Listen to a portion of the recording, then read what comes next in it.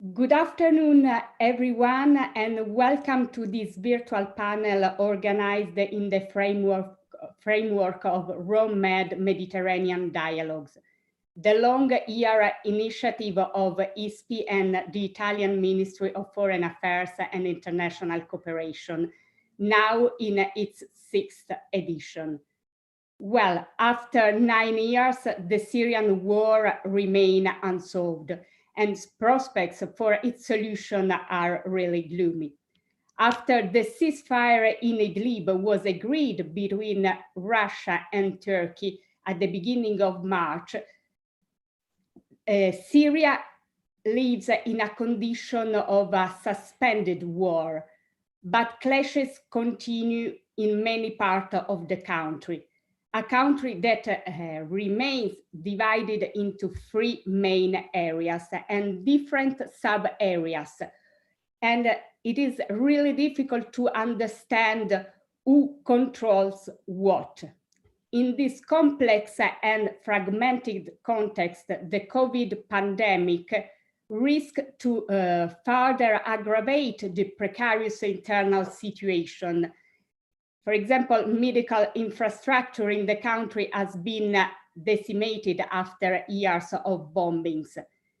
To make things worse, the economic crisis is hitting Syria very hard, deteriorating already critical living conditions of Syrian people and leading the country to the brink of collapse. At the same time, deep fractures have recently emerged within the Assad regime, casting further doubts on its political grip, on its political stability, as well as on the future configuration of the country, which remains deeply intertwined with the interest of a plethora of external actors. Against this backdrop, many questions raised on the future of Syria and of Syrians, both inside and outside the country. Among other things, we wonder how feasible is a political solution at this stage. And many questions also raise on the role of external players and their effective engagement in finding a durable and acceptable solution to the conflict.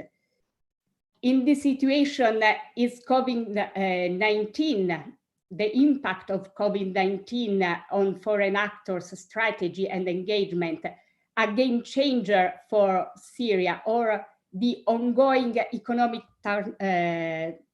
downturn crisis could be a game changer? So we will try to answer all these questions with distinguished experts today with us. I'm very pleased to welcome Andrei Kortunov, Director General of Russia International Affairs Council in Moscow, to Darine Khalifa, Senior Syria Analyst at the International Crisis Group, and to Julian Barnes-Dacey, Director of the Middle East and North Africa Program at European Council on Foreign Relations. So my first question is to Andrei Kortunov. And after 5 years, what are the assets and liabilities of a Russia policy in Syria? And whether and how is COVID-19 impacting on Moscow's strategy towards Syria? Please, Andrei. Well, thank you, Valeria. First of all, I'd like to say that I'm very pleased to be here. It's nice to see familiar faces, and definitely we hope that this year you will host yet another edition of the Med Conference. We wish you well. Now, in terms of your question, of course, we are getting close to 5 years of the Russian military presence in Syria. 5 years is a long period of time. The First World War lasted for only 4 years. Now, in terms of the Russian presence, there were at least 3 times when the Russian leadership argued that it was starting a withdrawal from Syria. However, it doesn't seem that the withdrawal is anywhere around, and the Russian presence is likely to continue. Speaking of changes, let me just single out one thing which has not changed and one thing which has changed in the Russian posture in Syria. First, what has not changed? There is a kind of perception that the situation of COVID-19 and the economic recession and the collapse of oil prices put serious pressures on the Russian budget, and Russia should be desperately looking for an exit strategy in Syria. I think that this perception is not correct. I don't think that the Russian operation in Syria is perceived in Moscow as unsustainable. If you look at the current budget of what Russia actually spends in Syria, it is approximately $1 billion, depending on how you approach the calculations. But $1 billion is not more than 2% of the overall Russian military budget. And clear enough, it is included in the training part of the budget. So for the Russian military, Syria has become a rather routine exercise. And I think that in the military, they consider this exercise to be sustainable. If you look at the price that Russia paid for the Syrian intervention in blood, it is also quite limited. Over 5 years, the number of fatalities for the Russian Ministry of Defense raised to approximately 200 people, if you do not count members of private military companies. It's not something dramatic. It's not Vietnam. It's not Afghanistan. And therefore, one can argue that the situation is sustainable. However, there is one thing which has changed, and it is also important. I think that if you talk to Russians, ordinary Russians in the streets of Moscow or elsewhere, they no longer perceive the operation in Syria as a major victory, as an asset that can serve as an alternative or a substitute to domestic social and economic agenda. Syria is no longer perceived as a major victory for the president. I think that it has been routinized, and most of Russians do not care about it as much as they did 5 years ago. Moreover, if you look at the expert comments on Syria, I think that critical attitudes towards Damascus are growing. It doesn't mean that we will have demonstrations against the Russian engagement in Syria, but it means that the leadership in Moscow can no longer consider the operation in Syria as a major source of political legitimacy. Thank you.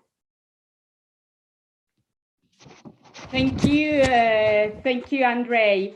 So let me turn to Darin and to look inside Syria, and considering the ongoing economic crisis, what are the implications of the crisis for Syrian people, and the implication of the US sanctions on inside the country?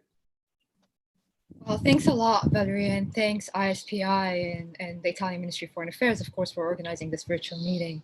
As you rightfully pointed out, Syria has been grappling with a dire economic crisis that's, of course, been compounded by COVID lockdowns, but also by the psychological impact of the newly imposed US sanctions.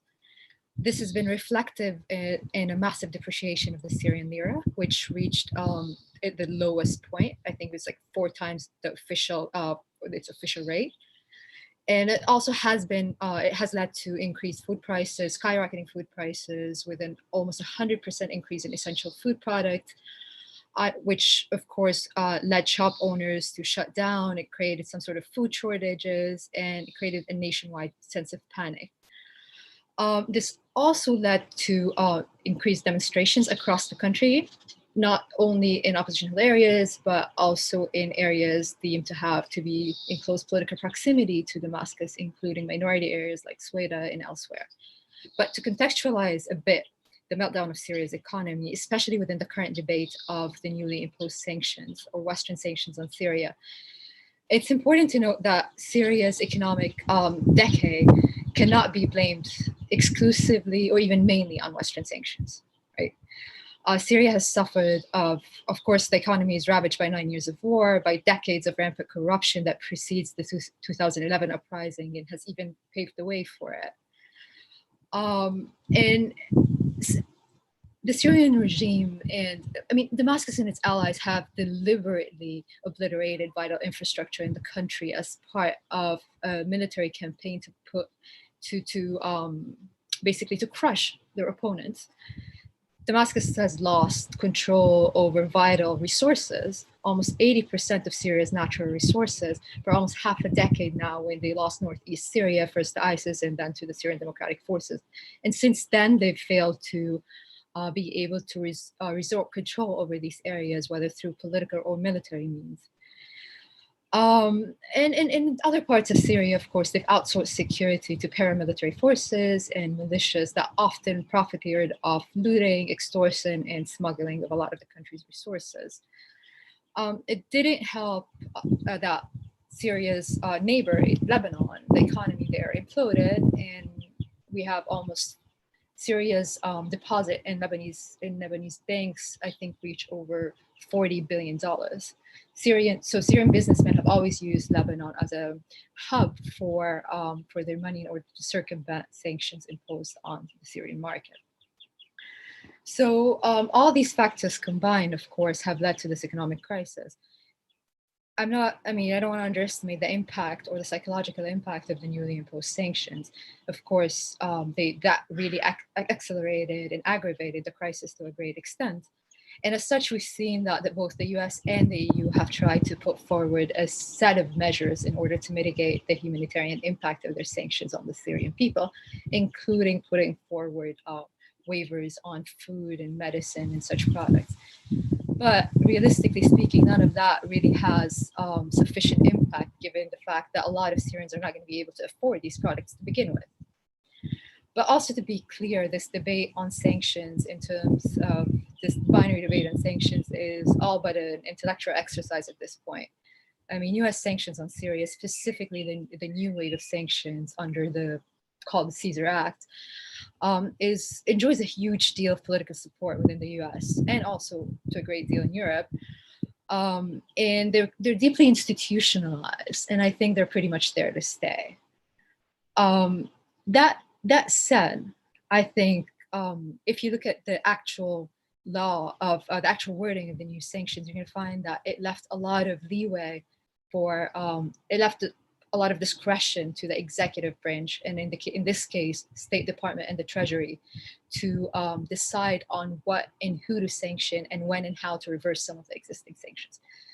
That has some pros and cons in of itself, right? The pros are the fact that this allows people leading the Syria file within DC to set specific criteria in which some of these sanctions were going to be either withheld or reversed.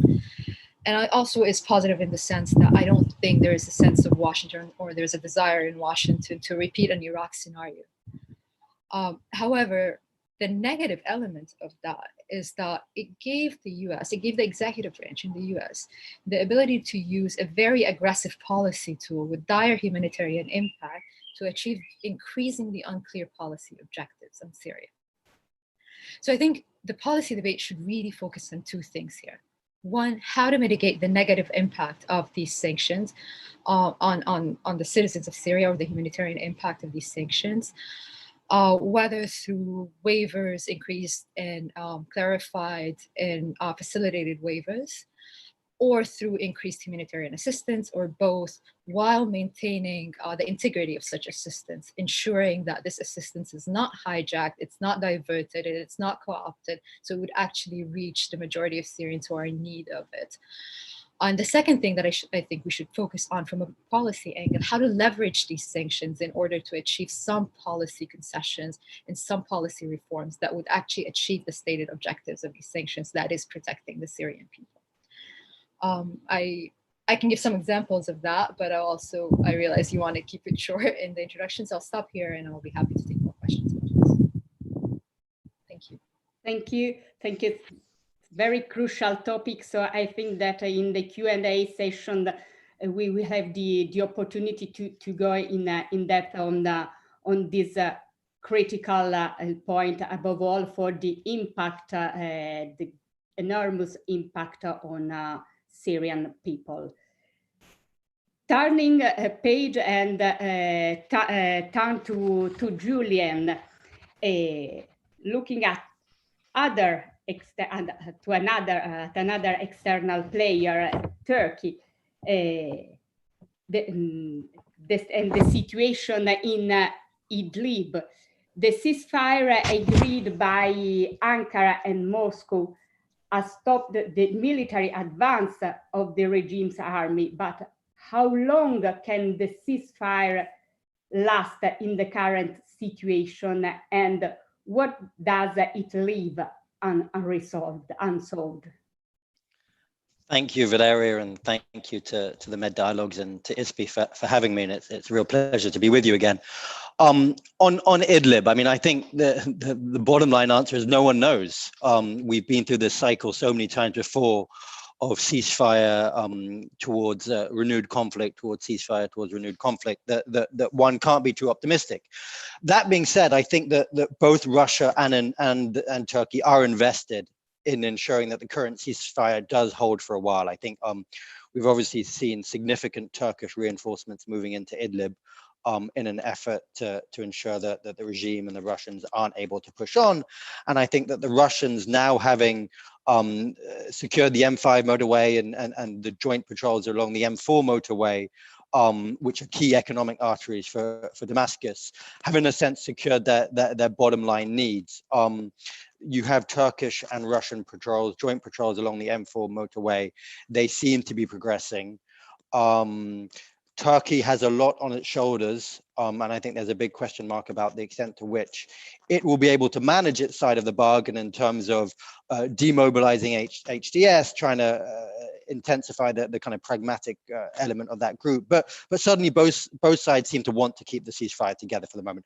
What is really uncertain here is all the external variables or the uncertain variables that come into play here. Clearly, Damascus and the regime, and even Russia ultimately, want to regain control of all of Idlib. And the regime has continually demonstrated a willingness to push the red lines of what the Russians and others tell it is acceptable. And I have no doubt that they will try that again at various points. We've seen a number of incidents over the last few months since the ceasefire came into practice.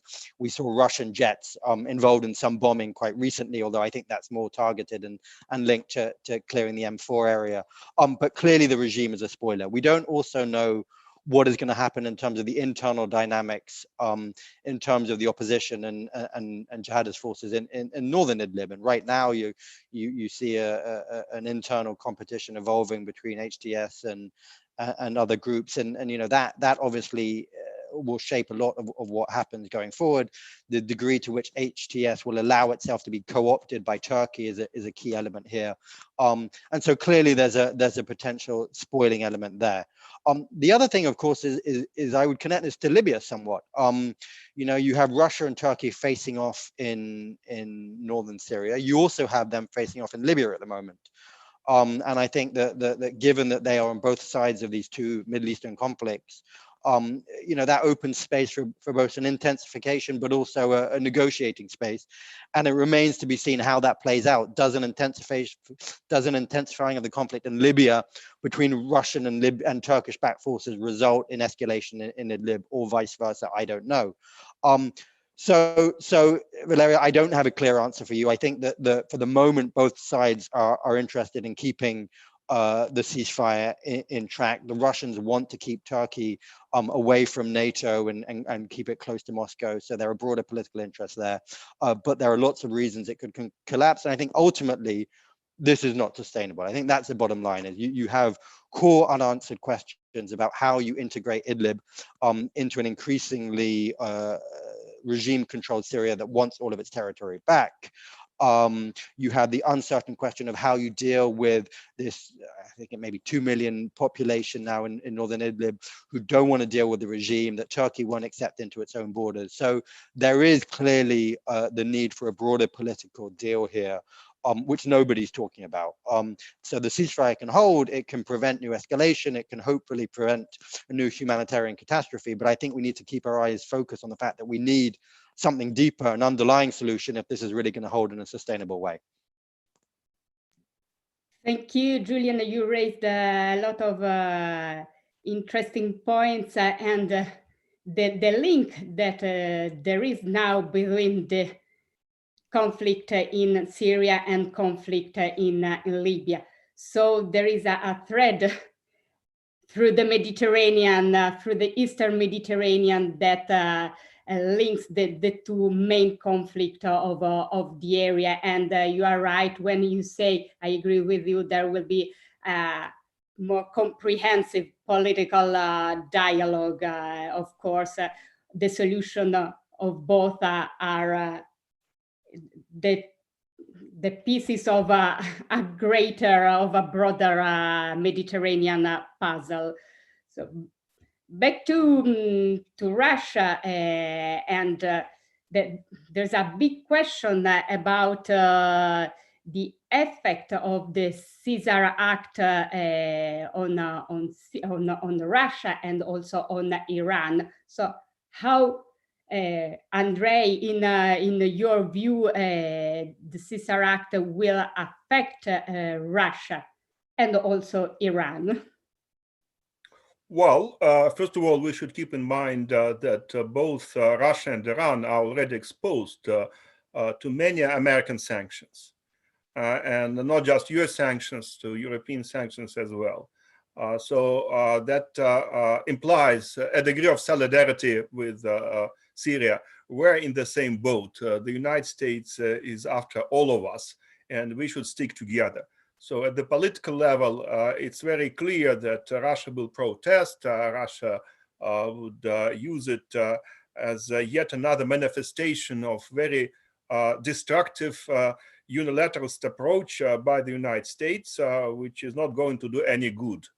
However, if you put rhetoric aside, I think what it means for Russia is that Syria will not be allowed by the United States to be turned into a business project.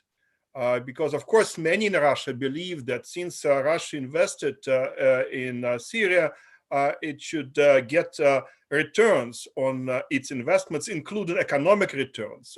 And there are a number of Russian companies which are trying to explore opportunities in Syria, be it the energy sector, which Damascus right now does not control, be it construction or telecommunications or whatever. And I think that the CISIS Act, though we still have to see what exactly this administration is going to enforce from the opportunities granted by the Congress, but it is clear that it would be very, very difficult to extract any economic benefits for Moscow in Syria. Most of big Russian companies are likely to be very cautious in order not to be exposed to secondary sanctions by the United States. And I think it means that the Syrian project, if I might use this term for Moscow, will remain primarily geopolitical rather than a geo-economic project.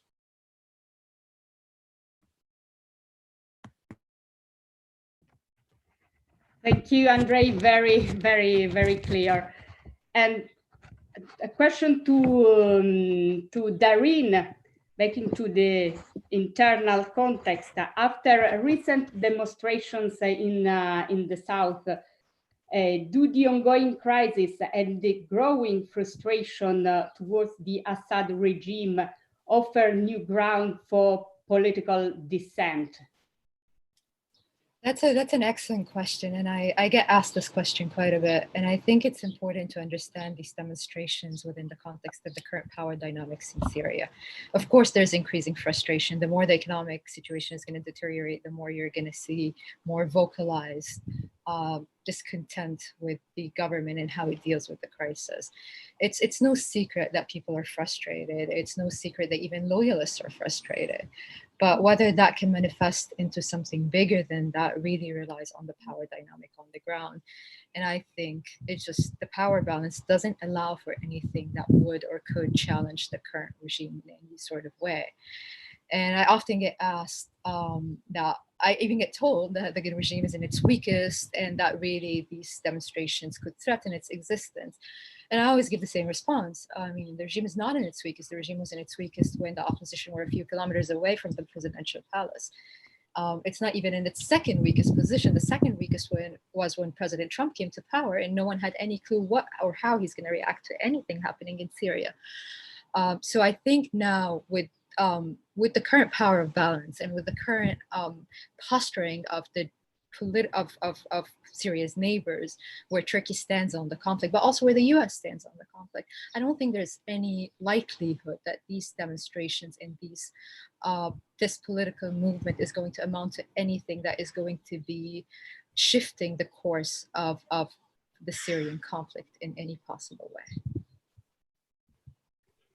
Thank you, Darine. Julian, in a few days, the fourth conference on Syria, on supporting the future of Syria, will be held in Brussels.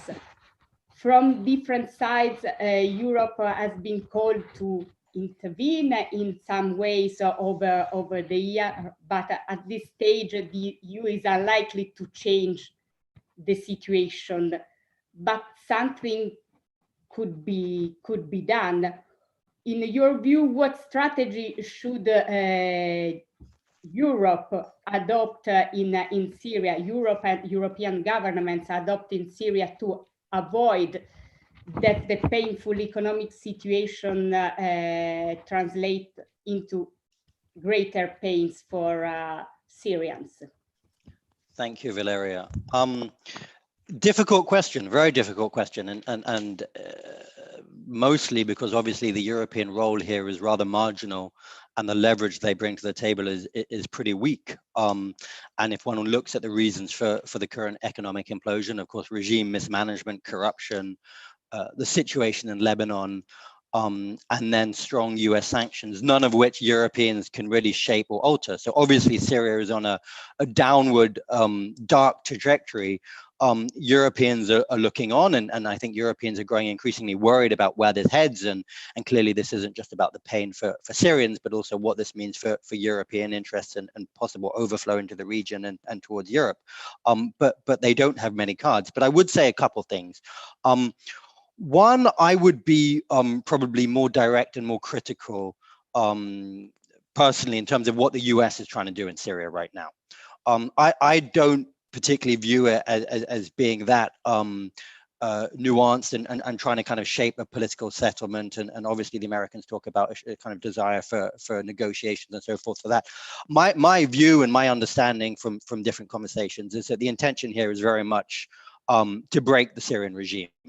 This remains a regime transition agenda, and the economic tools that are being deployed now are directly aimed to squeeze the regime, to bring it to its knees and force it off the picture. I also think it's clear that the main American interest here is not actually Syria, it's Iran and Russia. This is a lens through which the Americans view Syria these days. It's great power politics, and Syria in a sense is a theater for a greater competition with Iran and Syria, with Iran and Russia. And I think on both those counts, Europeans should be very worried. I think that the idea that you kind of use Syria as a theater to push towards implosion in a way to try and bring pain to Russia and Iran is very worrying. I don't think it helps Syrians, and I don't think it helps European strategic interests. I think it's going to make the situation worse on the ground. I think it's going to intensify the deteriorating conditions, which are of course Assad-led. Assad is the fundamental problem here. But I would agree with Darine and others in saying that the regime is nonetheless entrenched in power, not going away anywhere soon, and you know, time and time again, throughout the Syrian conflict, but also elsewhere in the world, we've seen these kind of campaigns, economic pressure campaigns, actually reinforce their worst impulses, bring out patronage networks and so forth. So I'm worried that the combined combination of what Assad is doing, frankly, what the Russians and the Iranians are doing, and now what the Americans are doing, is not going to lead us to a better place for Syrians and for European interests. Europeans clearly don't have much influence here and leverage, but I do think the focus should therefore be on trying to find space, frankly, to soften the edges, to soften the blow. I think that Darine is very correct that we have to be clearer and more realistic about what we want to achieve from Syria. I think the Americans are not giving a clear or honest message, and I think the Russians and the regime know that very clearly. It's hard for the Europeans to get around that, but I think certainly pressing the Americans to be more realistic and clear about what they want. And clearly that can't be transition. Let's be honest. I mean, that's not something the Russians are going to accept. That's not something the Syrians are going to accept. So talking about sub-transition issues and trying to use that to open up some space. But I think, I mean, frankly, we all know that the regime is not going to negotiate. It's not a genuine kind of partner in any process here. So I actually think that the biggest focus now needs to be on helping Syrian society for the long game ahead. I think now Europeans need to step back. They need to recognize that transition is not happening anytime soon, and they need to look at this as another decade or as a generational struggle ahead, whereby our interest and our goal should be trying to strengthen Syrian society to stand on its own 2 feet, frankly, to prevent it imploding in more directions, to resist is the wrong word here, but to survive around the regime. I think that's the intention now, is not to say that we have to work through Damascus to help Syrians, but basically to say, look, no one is helping the Syrian people. It's in our interest to have some degree of stabilization, some societal resilience, and what measures can Europeans do to help that for the longer struggle ahead? I think we can do stuff. I mean, Darine already mentioned the need to clarify and widen the sanctions exemptions. I think that's clear. The problem is that never works. We see it in Iran, we see it in elsewhere. Even when there are exemptions, they do not work because of the chilling effect of US sanctions. And you need banks willing to process measures, and it's just not going to happen. So I'm pretty pessimistic about what sanctions exemptions and waivers can do here. I think really it's going to be about supporting direct assistance into Syria via bodies like the UN, which obviously can get around sanctions, via INGOs, and yes, even via Syrian partners on the ground. And you know, that's something one gets a lot of pushback against and saying it's completely compromised. I personally believe that there is more space there than it's not so black and white, shall we say it, and there are some Syrian NGOs doing some good work. I also believe that trying to be clear about the conditions that we want, trying to ensure that actually there is a greater degree of transparency and the aid is being delivered to the right people. If Europeans were to get behind that, use some of their combined leverage, not just with the regime, but for instance, with the Russians, to go to Russia and to say, okay, look, we don't want to have a conversation about transition, but we have shared stabilization goals, but we are only going to do X, Y, and Z if we have guarantees that that aid will actually be delivered to people on the ground. So I think we need to be creative and ingenious about thinking how we can support Syrians on the ground, so that this descent to the bottom that is now underway, which is frankly being pushed by everyone, can be averted. We can't change the direction of travel for Syria. But as I said, I think we can soften the landing slightly to help those forces within Syria that are best positioned to help the country in the longer term.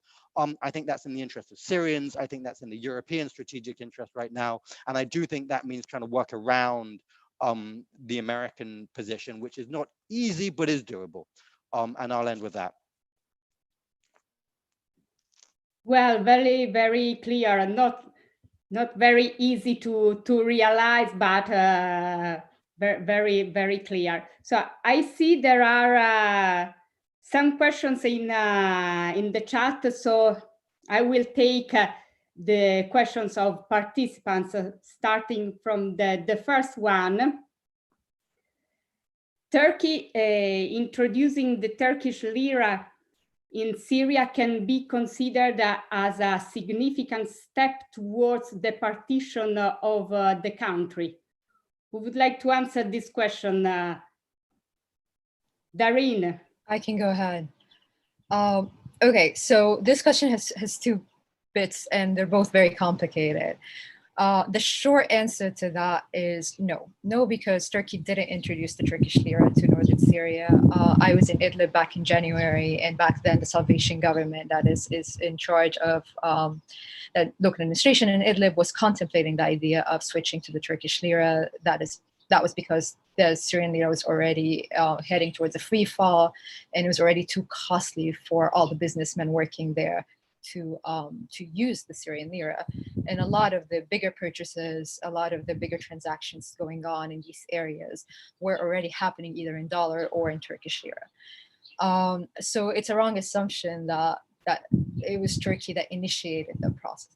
That said, and that's where the question gets more complicated, I do think the use of the Turkish lira, whether in Idlib or in Western Aleppo, and I also think the local administration in Western Aleppo being tied to the Turkish one, and similarly in Northeast Syria, the YPG creating its own local administration with its own laws and regulations. I think all of these are signs of a process leading towards partition, towards a de facto partition of Syria.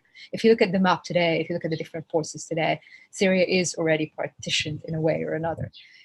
It's just it's too politically sensitive / costly for anyone to say out loud, including Turkey itself, because from Ankara's perspective, if different players start acknowledging the partition of Syria, that means by extension a Kurdish statelet in northeastern Syria. That is something Ankara cannot tolerate and would not tolerate per se, or at least not acknowledge it publicly. So it is very complicated, because I think the direction where Syria is headed is a de facto partition. Thank you, Darine. There's another question that relates to Turkey. What are Turkey and Russia, and something has been already touched by Julian. What are the bottom line strategic objectives of Russia and Turkey in Syria, and do they leave open a zone of possible agreement? If so, is it possible that Turkey makes concessions to Russia in Syria in exchange for Russia making more concessions in Libya? I will turn to Julian and Andrei for the answer, both of you. Thank you. I won't dare to speak on Russian bottom line objectives when Andrei is on the call. So let me try. I mean, I think I think from a Turkish perspective, obviously the bottom line objective is the PKK threat and preventing the establishment of an autonomous Kurdish region in northeastern Turkey that could threaten it. I think that is more fundamentally important than anything else. I think everything else is frankly on the table. That is not. From a Russian perspective, I mean, you know, there's so many interpretations. I'll be interested to hear what Andrei says, but my sense is that one bottom line is that they don't want to concede a strategic shift or movement in Syria that suggests in any way that the Americans and the West has won. Hence why the idea that kind of pressure leads to transition I don't think will work. That I think does give a lot of room for space for maneuver between Turkey and Russia. I mean, and I think we're seeing it. We've seen it in the Northeast. We're seeing it in Idlib right now. I think they have a broader strategic alliance that they want to keep in check, given both of their problems with the West. And I think that holds them close. And I mean, if there's one hope preventing further escalation in Idlib or in Libya now, it's frankly the fact that Russia and Turkey do want to deal with each other. They do want to have negotiations, because the opposite in terms of escalation and conflict doesn't help either of them. personally, in terms of Syria, I imagine that ultimately there is, I mean, and this is interesting, this relates to the last question and whether partition is permanent or not and how that moves. I mean, I could see a scenario ultimately, because I think the Turks are there to stay for a while, but ultimately I could see a scenario in which Ankara, Russia, and frankly, Damascus cut a deal which squeezes the Kurds and gives everyone what they want. And I wouldn't be surprised if this is where the conflict finally ends. But I mean, that's a long way off. But let me pass over to Andre. Well, I think that as far as the Russian position is concerned, there are at least two levels of this position. We have the officially stated position, and of course, Russia stands for the territorial integrity and for Syria that will have a representative political system, free elections under the supervision of the United Nations.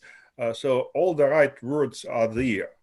However, in terms of the specific operational interests, I don't think that Russia has an exit strategy.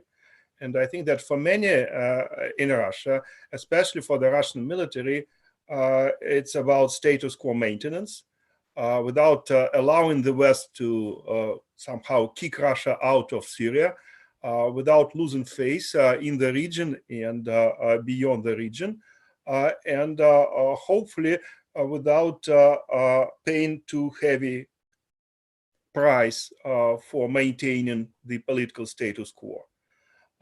Whether this position is sustainable or not, it's an open question. But I think that speaking of Russia and Turkey, in Idlib, for example, definitely Russia tries to prevent any risks of a direct military confrontation with Turkey. That's clear. Russia cannot afford a military conflict with Turkey. Neither can Turkey, in my view. But second, Russia counts on Turkey in reducing what is perceived as an existential and also as a military threat coming from HTS, because many in the Russian military believe that HTS presents not just an existential challenge to the regime of Bashar Assad, but also a very direct threat to the Russian military infrastructure and to Syrian urban centers, including Aleppo and even Damascus. So the big question is whether Turkey can, quote unquote, take care of HTS or other radical groups there. And many, of course, in Moscow believe that Turkey is fallen short of its commitments and expectations that we had. In my view, there can be a kind of bargain between Moscow and Ankara, and this bargain should not necessarily include Libya. I think that in Syria proper, Russia is a bad cop. Maybe the bad cop in Idlib, and Turkey is the bad cop in the northwest. And ideally, I think the threat of escalation should be used by Ankara to domesticate HTS and to integrate it into the political system of Idlib in a more benign way. Likewise, I think a potential for the Turkish escalation in the north should create an additional incentive for the Kurdish forces to cut a deal with Damascus, because of course right now the position that Kurds take on potential integration with Bashar Assad are not acceptable to Damascus.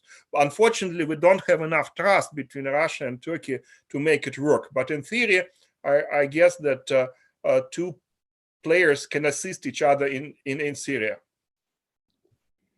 Thank you, Andrei. Very, very clear. And remaining in Russia, questions. Another question to you. Even without the new US sanctions, who was credibly going to put the money required for Syria's reconstruction in Russia government's plan?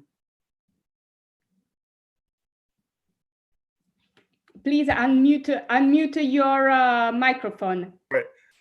Sorry, I mute myself. I think it's crystal clear that Russia does not have resources to fund large-scale post-conflict reconstruction in Syria. Even before the crisis, before the collapse of oil prices, before the recession, Russia didn't have enough funds to take full responsibility for the Syrian reconstruction. Even together with Iran and Turkey, I think that Russia is not in a position to do that. I guess that right now the question is somewhat different because Damascus, as far as I understand the position of Damascus, they expect much more economic assistance from Russia, not to start a post-conflict reconstruction, but to compensate for the losses that the Syrian regime experiences right now due to the drop of oil prices and due to new US sanctions. Also, I think that the relations between Syria and Iran are getting more complicated. And definitely, Iran is not in a great shape to assist Syria financially. And on top of that, as it has already been mentioned, there is the Lebanese problem. So there are expectations in Damascus that Moscow should come to their rescue and should assist them, again, not in terms of post-conflict reconstruction, but rather in terms of providing for the sustainability of the regime on the eve of elections in Syria, because popularity of Bashar Assad is not high and it's likely to go down. So these are the hopes on the Syrian side. And I don't think that Russia is in a position or that the Russian leadership is willing to meet these requests coming from Damascus. I think that the Russian resources right now are more limited than they were even a year ago. So I can foresee some disappointments on both sides as far as this aspect of the relationship is concerned. Thank you, Andrei. And now there is a question, a very important question about the impact of COVID-19 inside Syria. Darine, would you like to answer this question? How is the situation in the different part of Syria? Right. I will get to that question. I just wanted to first add something on what Julian and Andrei have said about the Turkish positioning on Syria and potential for quid pro quos with Moscow. I think it's really important to highlight that, of course, a Kurdish statelet in northeast Syria is a Turkish red line, but also a new wave of refugees from Idlib is a massive national security threat for Turkey. Yes, Turkey is willing and has been willing to enter into quid pro quos with Moscow, but I think we've reached the limit of that. I think they've maxed what they could potentially be giving to Moscow without touching on very strong red lines in Ankara as well. Turkey has compromised, of course, in Aleppo and elsewhere in Syria, and they've compromised with the Constitutional Committee and other aspects of the political process in that Astana format and elsewhere. But when it comes to the remaining parts of Syria, and that's why I always say we are heading towards a partition, because we need to look beyond the rhetoric. Yes, US rhetoric still implies what looks like regime change. When the US or the Europeans talk about Security Council Resolution 2254, it implies a transition of some sort. And when Russia talks about restoring state sovereignty over every inch of Syria, it gives the impression that sooner or later there's going to be a military operation in Idlib and there might be a deal on northeast Syria.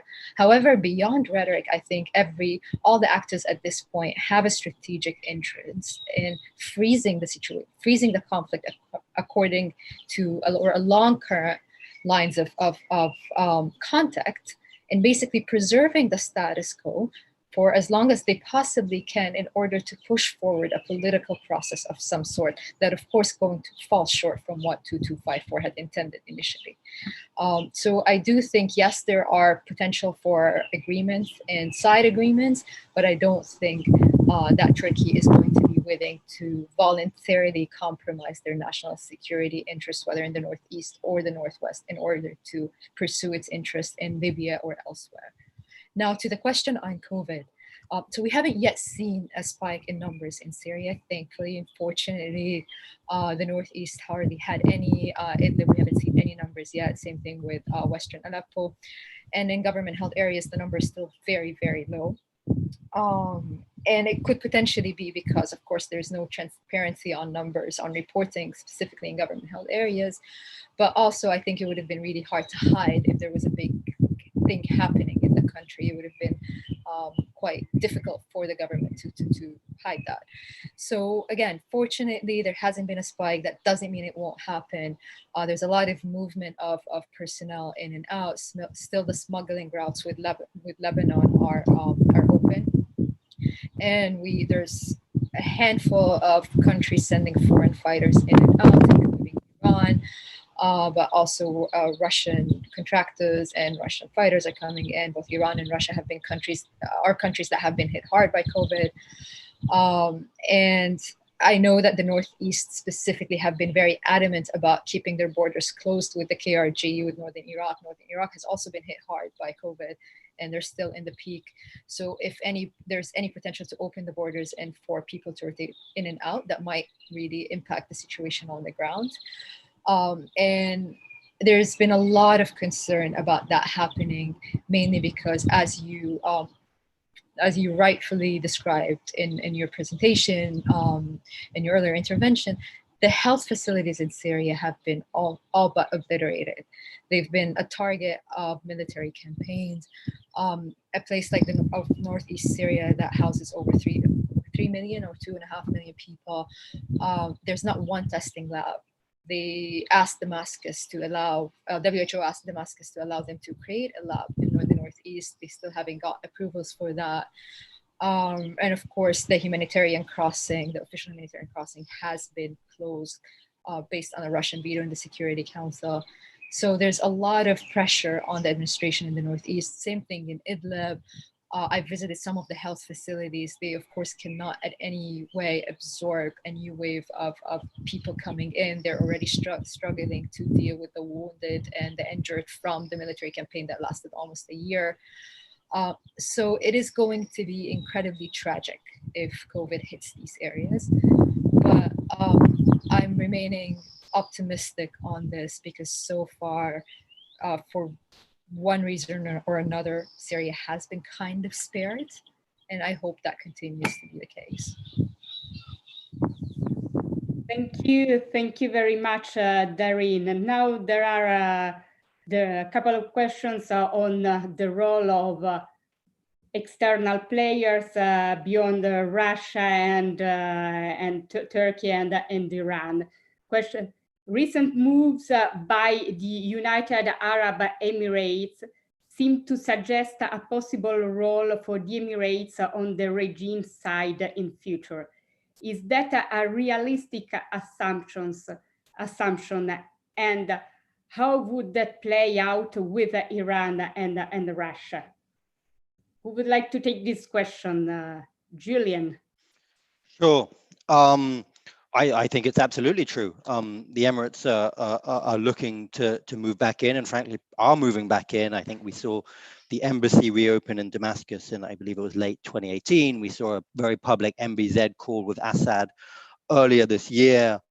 The only thing really holding back the Emirates is strong US pressure. And the Americans are putting Abu Dhabi under a lot of pressure not to do more, particularly on the economic front, threatening to use the Caesar bill to sanctions Emiratis to go in. But despite that, we hear increased mutterings day after day of new steps, of military support, of economic support. And I think what's clear is that Syria and Assad-led Syria fits very much into the Emirati regional worldview at the moment. And there is, and we talked about the linkages between Syria and Libya before, but there is clearly an axis emerging that ties together the Emirates, Cairo, Haftar in eastern Libya, and Damascus.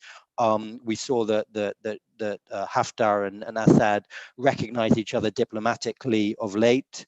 I think the Egyptians are going to be more and more prepared to follow the Emirati line into Syria. And this is about two things. This is one about the kind of the nature of rule in the Middle East and strong centralized authoritarian states, but it's also about resisting Turkish influence.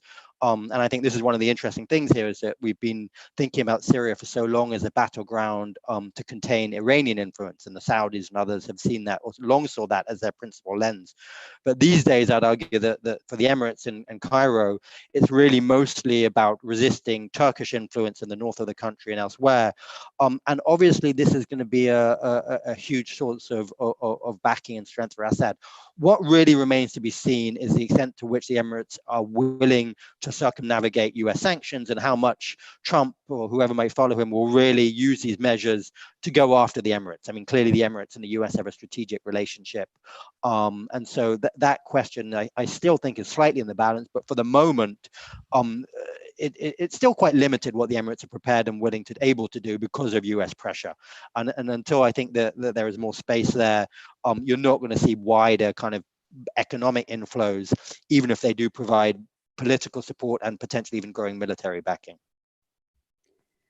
Thank you, Julian. And staying in the Gulf, there is another question. Are Gulf states more distracted from Syria than they were in the past? New challenges over low oil prices and new strategic challenges are distracting Gulf states, Gulf monarchies, or are they maintaining a strong support for proxies on the ground as they did in the past? Julian, would you like to answer? Yes. I'm happy to give the floor to Darine or Andre, so we have an alternative perspective on the Gulf. And we have, yes, 5 minutes to get to the end. So sure. I can give you just 1 minute observation. I think that indeed we see that many Gulf states and Saudis in particular are much more focused on Yemen than on Syria. It's their next door neighbor, and definitely in terms of national security, it's much more important. There are many speculations about Syria rejoining the League of Arab States, and again, it will depend primarily on the Gulf states whether Syria is fully reinstored in this position. I agree with Julian that it's a lot about Turkey, but I also think it's about Iran. I think that many in the Gulf think that to embrace Assad would mean to get the Syria out of the Iranian orbit, and it might create a new balance of powers in this region. As far as Russia is concerned, I think on the one hand, Russia would like Assad to get more legitimacy and to be recognized by Gulf states, and Gulf states to support Assad, if not through official channels, then through Syrian diasporas, which are wealthy there and which can invest some money into Syria. But on the other hand, I think they should be also concerned in Moscow that Assad will find other sponsors and will be less dependent on Moscow in his decisions. Thank you. Thank you. Thank you, Andrei. And Darine, would you like to add something on this? No, I totally agree with Andrei that, of course, the Gulf is focused somewhere else. And we've seen the UAE flirt with Damascus and even take some steps towards opening the embassy and whatnot. We've even seen countries like Egypt flirt with Damascus in some way or another. But I do, however, disagree with him on one point. I think the US sanctions and US also policy has been a quite strong deterring factor that is really going to make all actors think a million times before taking a step that's going to look like political suicide to touch Damascus at this point. And of course, it is going to deter businesses and any economic investment in government-held parts of Syria. And if anything, on the policy level, these sanctions have created so far is that it really shifted the narrative, and it basically put the ball in Moscow's court, telling them, this is up to you now. And one could argue that Russia is not going to let the US strong-arm them into concessions for political, geopolitical, or even ideological reasons. They're not going to be responsive to stronger sanctions. That being said, I think these sanctions have created a narrative in which the US can point at Moscow telling them, this is up to you now. You can reverse this, you can stop it, you can end it, but you need to offer something in return because it's going to come at a great cost if you don't do that. Thank you, Darina. We are getting close to the end of the panel, but there is just one last question, also on the role of another external player that we didn't mention, China. So what role for China? What is the perspective of China on the future of Syria? It's a question to all of you, very quick reply. Very minimal. I think basically they're not interested. It's too messy. It's too corrupt. It's an overstated ambition that the Chinese are going to go in there.